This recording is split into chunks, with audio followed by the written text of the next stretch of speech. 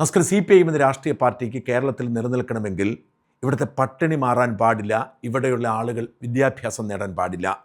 ഇത് രണ്ടും അവർ ആധികാരികമായി തന്നെ ആശയപരമായി തന്നെ വ്യക്തമാക്കിയിട്ടുണ്ട്.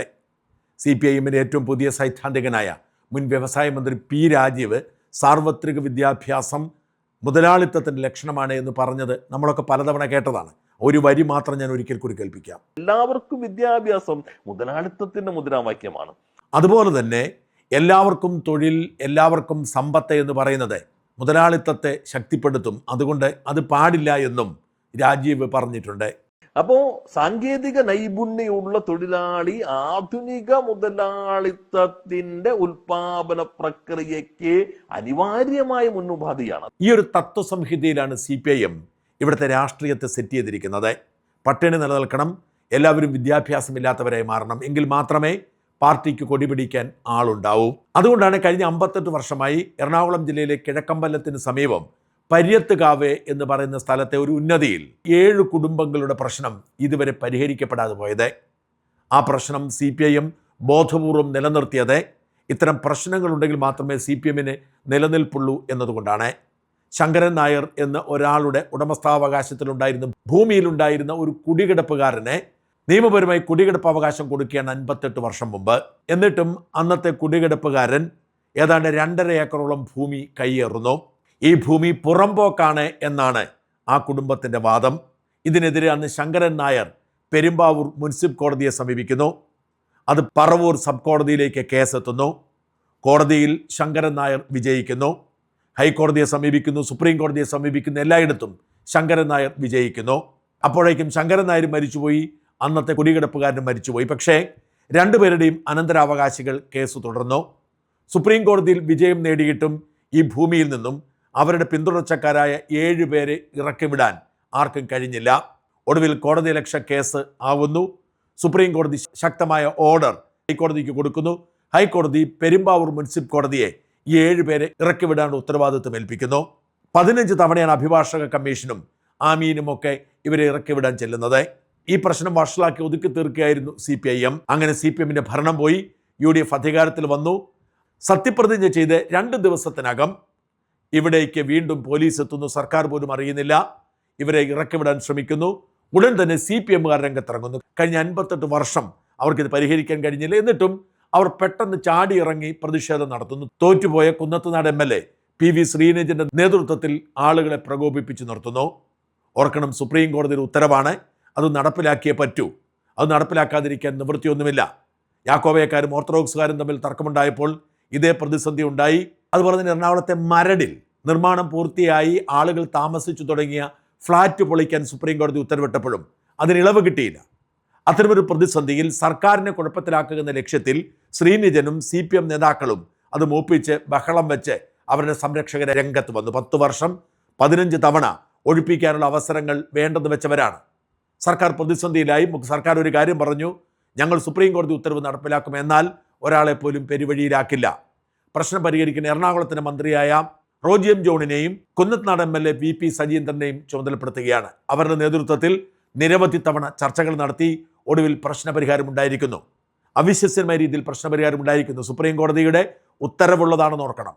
ആ ഉത്തരവുള്ളപ്പോൾ ഒരു കാരണവശാലും ശങ്കരൻ നായരുടെ അനന്തരാവകാശികൾക്ക് ഇറങ്ങിപ്പോവേണ്ടതില്ല. അവരെ കൊണ്ട് വിട്ടുവീഴ്ച ചെയ്യിപ്പിച്ച് ഈ കുടിയേറ്റ പ്രശ്നം പരിഹരിക്കാൻ കഴിഞ്ഞു എന്ന് പറയുന്നത് അസാധാരണമായ നേട്ടമാണ്. ഇങ്ങനെ എറണാകുളം ജില്ലാ കളക്ടർ ഇങ്ങനെ ഒരു പോസ്റ്റ് ഇട്ടിരിക്കുന്നു. പര്യത്തുകാവ് ഭൂമി തർക്കം രമ്യമായി പരിഹരിച്ചതായി ഉന്നത വിദ്യാഭ്യാസ മന്ത്രി റോജി എം ജോൺ അറിയിച്ചു. കളക്ടറുടെ ചേംബറിലായിരുന്നു ചർച്ച നടത്തിയത്. ഭൂമിയിൽ താമസിക്കുന്നവരും ഭൂവുടമകളും ഉദ്യോഗസ്ഥരും പങ്കെടുത്ത ഉന്നതതല യോഗത്തിലാണ് നിർണായക തീരുമാനം. പര്യത്തുകാവ് നിവാസികൾക്ക് അതേ വസ്തുവിൽ തന്നെ 5 സെന്റ് സ്ഥലവും അതിലേക്ക് ആവശ്യമുള്ള റോഡ് സൗകര്യം ഏർപ്പെടുത്തും. ഇവർക്ക് 1 വർഷത്തിനുള്ളിൽ ഈ ഭൂമിയിൽ വീട് വെച്ച് നൽകുമെന്നും ഇപ്പോൾ താമസിക്കുന്ന സ്ഥലത്തെ മരം മുറിച്ചു മാറ്റുന്നതിന് ഇവർക്ക് അവസരം നൽകുമെന്നും മന്ത്രി പറഞ്ഞു. വീട് പണി തീരുന്നതുവരെ നിവാസികൾക്ക് നിലവിലെ വീടുകളിൽ തന്നെ താമസിക്കാം. കുടിയൊഴിപ്പിക്കലുമായി ബന്ധപ്പെട്ട സമരങ്ങളുടെ ഭാഗമായി കേസുകൾ പിൻവലിക്കാൻ യോഗത്തിൽ ധാരണയായിട്ടുണ്ട്. 2 ദിവസത്തിനുള്ളിൽ ഇരു വിഭാഗങ്ങളും കരാറിലൊപ്പിടും. ഈ കരാർ അഡ്വക്കേറ്റ് ജനറൽ മുഖേന 16-ന് ഹൈക്കോടതിയിൽ സമർപ്പിക്കും. വീട് പണി പൂർത്തിയാകുന്നത് വരെയുള്ള നടപടിക്രമങ്ങൾ സുഗമമായി നടത്തുന്നതിന് മൂവാറ്റുപുഴ RDO, DYSP എന്നിവരെ ചുമതലപ്പെടുത്താൻ മന്ത്രി വ്യക്തമാക്കി. നോക്കൂ, ഞൊടിയിടയിൽ ആ പ്രശ്നം പരിഹരിച്ചിരിക്കുന്നു. 5 സെന്റ് സ്ഥലം കൊടുക്കും, അവർക്കെല്ലാം വീട് വെച്ച് കൊടുക്കും. സർക്കാർ വീട് വെച്ച് കൊടുക്കും എന്ന് പറഞ്ഞാൽ വൈകാൻ സാധ്യതയുള്ളതുകൊണ്ട് സ്വകാര്യ സ്പോൺസർമാരെ സംഘടിപ്പിച്ചായിരിക്കും വീട് വെച്ച് കൊടുക്കുന്നത്. സർക്കാരിൻ്റെ പിന്തുണയും ഉണ്ടാകും. അതുകൂടാതെ അവർ താമസിക്കുന്ന പ്രദേശത്ത് തന്നെ അവർക്ക് താമസിക്കാം. അവിടേക്ക് വഴി വെച്ച് കൊടുക്കും. അവർക്ക് ചെറിയ വീടല്ല വെച്ച് കൊടുക്കുന്നത്. അവർക്ക് ലൈഫ് മിഷൻ പോലുള്ള വീടല്ല, 10 ലക്ഷത്തിനും 15 ലക്ഷത്തിനും ഇടയിലുള്ള വീടാണ് വെച്ച് കൊടുക്കുന്നത്. വലിയൊരു നേട്ടമാണ് UDF സർക്കാർ ഈ പ്രശ്ന പരിഹാരത്തിലൂടെ നേടിയിരിക്കുന്നത്. ഇതിന് മുൻകൈയെടുത്ത റോജി എം ജോണിനും VP സജീന്ദ്രനും നന്ദി പറയാതിരിക്കാൻ നിവൃത്തിയില്ല. ഇത്രയും വലിയൊരു പ്രതിസന്ധി ഇത്രയും അനായാസമായി പരിഹരിക്കാൻ കഴിഞ്ഞ സർക്കാരിന് വലിയ നേട്ടമാണ്. കുത്തിത്തിരിപ്പുമായി ഇറങ്ങിയ CPM ആകപ്പാടെ പെട്ടുപോയി.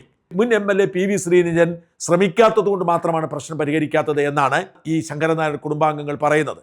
വലിയൊരു നേട്ടമായി തന്നെ സർക്കാരിൻ്റെ റെക്കോർഡ് ബുക്കിൽ ഇത് രേഖപ്പെടുത്തേണ്ടി വരും. എങ്ങനെയാണ് ഇത് പരിഹരിച്ചത് എന്ന് സ്ഥലം MLA VP സജീന്ദ്രനോട് ഞാൻ ചോദിച്ചപ്പോൾ അദ്ദേഹം പറഞ്ഞത് കൂടി കേൾക്കുക. നമസ്കാരം MLA. നമസ്കാരം. ഈ ഞാൻ ഇന്നിപ്പോ പരിയത്തുകാവിലെ പ്രശ്നം പരിഹരിച്ചു എന്ന് കണ്ടു. മന്ത്രിയും അംഗമാണ് അതിനെ ഇനിഷ്യേറ്റീവ് എടുത്തെന്ന് കണ്ടു. ആദ്യം അഭിനന്ദനങ്ങൾ.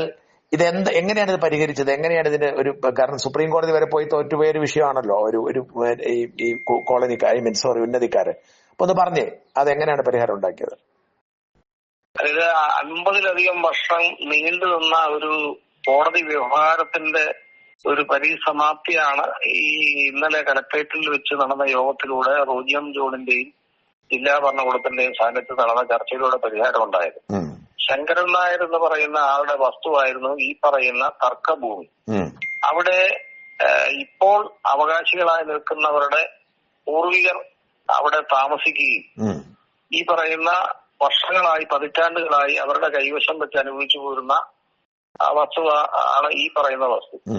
എന്നാൽ ശങ്കരൻ നായരുടെ കുടുംബം പറയുന്നു ഇവർക്ക് കുടികിടപ്പ് അവകാശം 23 സെന്റ് സ്ഥലത്തോളം ഈ അന്യായ പട്ടിക വസ്തുവിനോട് ചേർന്ന് തന്നെ കൊടുത്തിട്ടുണ്ടെന്നുള്ളതാണ്. അതവിടെ കിടപ്പുണ്ട്. അതുണ്ടെങ്കിൽ പോലും അവർ ഈ വസ്തുവിലായിരുന്നു താമസിച്ചുകൊണ്ടിരുന്നത്. അപ്പോ ശങ്കരൻ നായർക്ക് 2 പെൺമക്കളായിരുന്നു. ആ പെൺമക്കളായതുകൊണ്ട് അദ്ദേഹത്തിന് കേസല്ലാതെ മറ്റു മാർഗമില്ല. ബലമായി അവരെ ഇറക്കി വിടാനോ ഒന്നും സാധിച്ചിരുന്നില്ല. അങ്ങനെ തിരുമ്പാവൂർ മുനിസിപ്പൽ കോടതിയിൽ കൊടുത്ത കേസ് പിന്നീട് പറവൂർ സബ് കോടതിയിൽ വന്നു. പിന്നെ ബഹുമാനപ്പെട്ട ഹൈക്കോടതിയിൽ വന്നു. ഹൈക്കോടതിയിൽ നിന്നും അവസാനം സുപ്രീം കോടതി വരെ എത്തി. അവസാനം കോടതിയിൽ വിധിയായി 3 വർഷങ്ങൾക്ക് മുമ്പ്. വിധി വന്നതിന് ശേഷം എക്സിക്യൂഷൻ പെറ്റീഷൻ വാദിഭാഗം ഫയൽ ചെയ്തു. അപ്പോഴത്തേക്ക് ശങ്കരൻ നായരും ഈ ഭൂമിയിൽ താമസിച്ചിരുന്ന കാളി കുറുമ്പനും മരണപ്പെട്ടെങ്കിലും അവരുടെ അവകാശികളായിട്ടുള്ള ആളുകൾ ഈ കേസ് നടത്തിക്കൊണ്ടുപോയി. എക്സിക്യൂഷൻ പെറ്റീഷൻ ഫയൽ ചെയ്തതിനു ശേഷം 15 തവണയാണ് ഈ അന്യായ പട്ടിക വസ്തു ഈ കയറി താമസിക്കുന്നവരെ ഒഴിവാക്കാൻ വേണ്ടി അഭിഭാഷക കമ്മീഷൻ, ആമീൻ എന്നിവരോടൊപ്പം പോലീസ് എത്തിയത്. ചെറിയ ചെറിയ അന്വേഷണ സംഭവങ്ങൾ ഈ LDF ഗവൺമെന്റിന്റെ കാലത്തും ഉണ്ടായി. കേസ് പല പ്രാവശ്യം എടുത്തു. ആളുകളെ അറസ്റ്റ് ചെയ്ത് ജയിലിൽ അടച്ചിട്ടുണ്ട്. UDF സർക്കാർ വന്ന ഉടൻ തന്നെ 2 ദിവസം കഴിഞ്ഞപ്പോ 15ാമത് തവണ വന്നു. അപ്പോ കേരളത്തിലെ മാധ്യമങ്ങളെല്ലാം UDF സർക്കാർ ഈ പട്ടികജാതി കുടുംബങ്ങളെ ഇറക്കി വിടുന്നു എന്നുള്ള ഒരു പ്രചരണം മൊത്തത്തിൽ അഴിച്ചുവിട്ടു. അപ്പോഴാണ് ഇത് യഥാർത്ഥ വസ്തുത ആർക്കും അറിഞ്ഞുകൂടായത് എന്താണ് എങ്ങനെയാണ്. അപ്പോ പലരും പുറമ്പോക്ക് ഭൂമിയിൽ നിന്ന് ഇറക്കി വിടുന്നു എന്നുള്ളതാണ് പ്രചരിപ്പിച്ചത്. എന്നാൽ അത് പുറമ്പോക്ക് ഭൂമിയല്ലെന്നും കോടതി വിധി പ്രകാരം ശങ്കരൻ നായരുടെ അവകാശപ്പെട്ട ഭൂമിയാണെന്നും പിന്നീട് ഞാൻ നിയമസഭയിൽ ഒരു ശ്രദ്ധ ക്ഷണിക്കൽ പ്രമേയം കൊണ്ടുവരികയും അങ്ങനെ ശ്രദ്ധ ക്ഷണിക്കൽ പ്രമേയത്തിലൂടെ റവന്യൂ മന്ത്രിയും മുഖ്യമന്ത്രിയും ആഭ്യന്തരമന്ത്രിയും സാധാരണ ശ്രദ്ധ ക്ഷണിക്കൽ പ്രമേയത്തിൽ ഒറ്റ ഒരാളെ മറുപടി പറയുള്ളൂ. 3 പേരും ഈ വിഷയത്തിന്റെ ഗൗരവം മനസ്സിലാക്കി മറുപടി പറയുകയും ചെയ്തു. അപ്പോ മുഖ്യമന്ത്രി അടക്കമുള്ള ആളുകൾ അന്നൊരു കാര്യം ഉറപ്പു നൽകി, ഒരു കാരണവശാലും ഈ പട്ടികജാതി കുടുംബങ്ങളെ സർക്കാർ കൈയൊഴുകിയില്ല. കോടതി വിധി നടപ്പിലാക്കുകയാണെങ്കിൽ ഇവർക്കൂടെ സ്വീകാര്യമായ അനുയോജ്യമായ ഒരു തീരുമാനത്തിലേക്ക് എത്താൻ വേണ്ടി ഗവൺമെന്റ് റോജി എം ജോണിനെയും മന്ത്രിയെയും സ്ഥല MLA ആയ എന്നെയും ചുമതലപ്പെടുത്തി. അതിന്റെ അടിസ്ഥാനത്തിൽ 5 തവണ ഇരുകൂട്ടരുമായി ചർച്ച നടത്തി. ഈ 5 തവണ ഇരുകൂട്ടരുമായി ചർച്ച നടത്തിയപ്പോഴും 4 തവണയും അവസാന ഘട്ടത്തിലെത്തിയെങ്കിലും ചെറിയ ചെറിയ കാര്യങ്ങളുടെ സംശയത്തിന്റെ പേരിൽ പിന്നോക്കം പോകുന്നുണ്ടായി. യഥാർത്ഥത്തിൽ ഈ ഉടമകൾ, അതായത് കേസ് അനുകൂലമായി വിധി കിട്ടിയ ശങ്കരൻ നായരുടെ കുടുംബക്കാർ വലിയ വിട്ടുവീഴ്ച ചെയ്തതുകൊണ്ടാണ് നമുക്ക് ഈ പ്രശ്നത്തിന് പരിഹാരം ഉണ്ടാക്കിയത്. ഇവര് വേറെ സ്ഥലം 2 കിലോമീറ്റർ ചുറ്റളവിൽ റോഡിനോട് ചേർന്ന് കണ്ടെത്തിയെങ്കിലും ആ സ്ഥലം ഞാനും പോയി കണ്ടതാണ്. അവിടേക്ക് മാറ്റാൻ ആണ് അവർ ആദ്യം ആവശ്യപ്പെട്ടത്. അവര് 5 സെന്റ് വീതം അവർക്ക് ഈ പറയുന്ന അവകാശം കൊടുക്കും.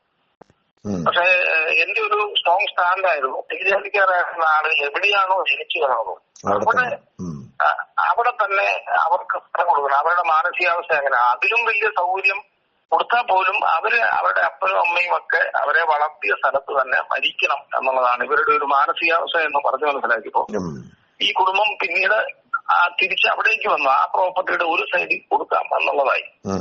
എന്നാൽ സമരക്കാരായിട്ടുള്ള ആളുകൾ, LDFന്റെ ആളുകൾ, ഈ സമരം അവരുടെ കാലത്ത് ഇതിനൊരു പരിഹാരം ഉണ്ടാക്കുകയോ അല്ലെങ്കിൽ ഇത് ഗവൺമെന്റിന്റെ ശ്രദ്ധയിൽപ്പെടുത്തുകയോ AG വഴി കോടതിയുടെ ശ്രദ്ധയിൽപ്പെടുത്തുകയോ ഒന്നും ചെയ്യാതിരുന്നിട്ട് സമരം മാത്രം നടത്തിക്കൊണ്ടിരുന്ന ഇവര് ഇപ്പോഴത്തെ അത് ഉപയോഗമാകുന്ന രീതിയിൽ തീർക്കാതിരിക്കാൻ പലവട്ടം ശ്രമിച്ചെങ്കിലും അവസാനം ഗവൺമെന്റ് ഇവർക്ക് സ്ഥലവും വീടും, അതായത് വീടെന്ന് പറയുന്നത് സർക്കാർ പണം അനുവദിച്ച് വീട് കൊടുക്കുന്നത് ഒട്ടനവധി നടപടിക്രമങ്ങൾ ഉണ്ടാകുന്ന ഒരു കാലതാമസം വരുമെന്നുള്ളത് കൊണ്ട് അത് ഒഴിവാക്കാൻ ഈ പറയുന്ന ആളുകൾക്ക് 1000-ൽ കുറയാത്ത സ്ക്വയർ ഫീറ്റോട് കൂടിയുള്ള വീട്, മനോഹരമായ വീട് നിർമ്മിക്കാം.